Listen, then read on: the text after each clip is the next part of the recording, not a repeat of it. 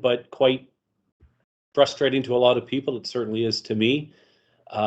Two-factor authentication, or 2FA as we may shorten it here. So Jody Patfield and my friend Matt Ramos sitting here. And Matt, haven't seen you much this week. You've been working from home, being safe and whatever. How you feeling? I'm feeling well, thanks. Good to be going back to work next week, probably.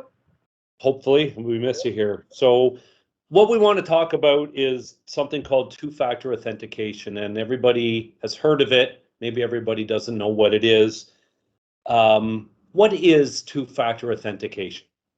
So two-factor authentication is a method to strengthen your passwords. And you can either do it using an application on a cell phone or another device, or a physical device you can have like on your keychain, where it generates a certain digit of codes that you have to enter in after you enter your password to create a successful login in whatever device or site you're trying to access. So for most people, and myself included, I'm at my office, I go home, I forget my password, I hit forget my password, and I can't log in until I get my cell phone. And quite frankly, it's a bit of a pain in the ass. And it's taken me a long time to get comfortable with this. You've insisted we have this, and you and I argued about this, and I'm glad I lost that argument. Why would a little company like ours, why do we need two-factor authentication? Well, it's not about the size of your company, because frankly, they'll go after mom and pop shops with one person, two-person bandits. This is more about securing your digital footprint or your digital self online, whether that's through your email or banking applications. Anything you really have access to that you don't want others to have access to, you should have two-factor authentication enabled. Okay, so in this world where we live in now, and threats and attacks and viruses and spams and all this other nonsense is evolving and expanding and constant, this is a way of somewhat separating the technology from the cloud somewhat to a hard device that you physically have with you. What happens if somebody steals my phone or I lose my cell phone? So you can get in contact with us, and we can disable that access to that two-factor authentication immediately in order to help protect your account, and then recreate anything that you may have on your new devices that you may come up with, or like a new cell phone or a new tablet. We can rehook you up to create your two-factor authentication again. Okay, so it's not tied to the device like anything, that's just what we're using.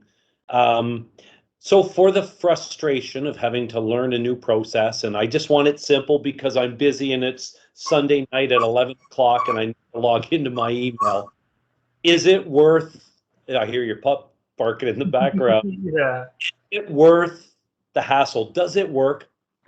Yeah, it is definitely a method forward for security and safety.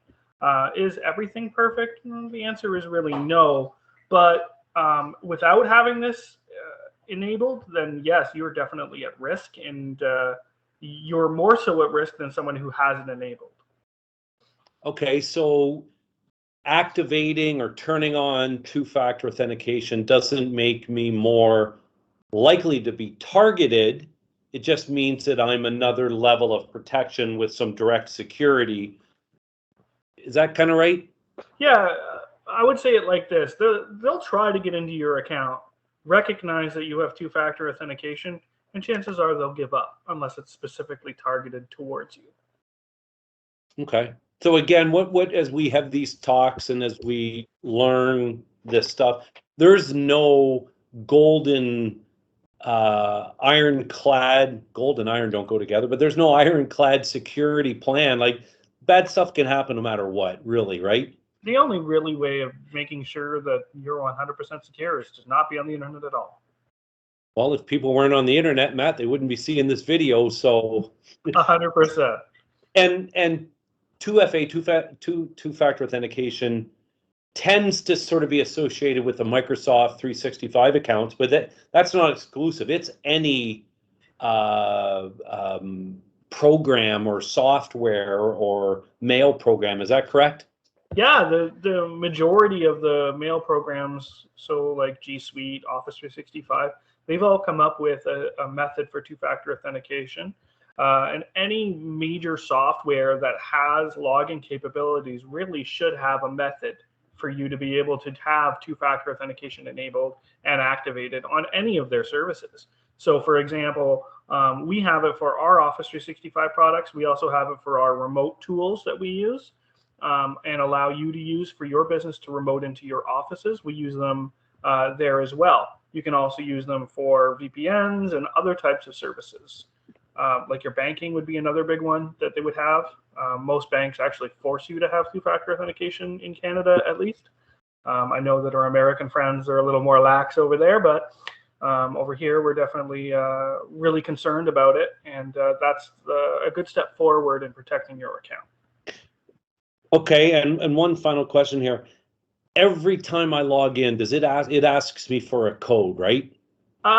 It depends on the process. Most times, what it does is it'll two-factor authentication will come up only when you're using a device that isn't already been pre-recognized as a login device that you're going to commonly use. At least that's how Microsoft products work. There are other processes that may make you do it every single time you log in. It kind of depends on how they want it configured.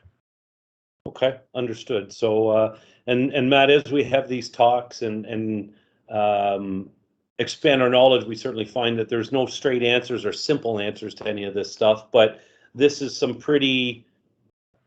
There's not really a cost to two-factor authentication, is there? Activate it. Simple as that. Yeah, it's just maybe a little bit of training, but once you get through it once, you're good to go for as long as you have your phone.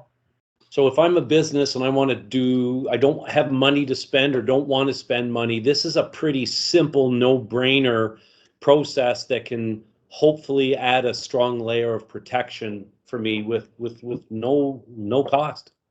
With you go to any of your partners and you say, "Hey, I want to turn on two-factor authentication," chances are they're going to help you turn it on and email you an article on how to access it, so that you like a guide, a step-by-step article on how to activate it. And then if you still go through the guide and still have trouble, there are services like ours where you can come and call us and we can come walk you through it and set it up for you as well. So exactly, you beat me to the punch there. So that's when they'd reach out to you because let's be honest, I'm not the one that's going to be able to help them out here, but they'd reach out to you and Ian and our IT team at KISS IT and help people set up this really valuable service. Yeah, I agree. For maybe 15 minutes, half hour's time, you've got everything configured for yourself. Awesome. All right. Well, Matt, I learned, as I always do when we chat, I learned some new stuff and hopefully we've passed on some valuable information to anybody that happens to watch our video. And if we can be of any assistance, kempenfelt.ca, KISS IT. Thank you all. Have a great and safe, have a safe day. Take care. Thank you.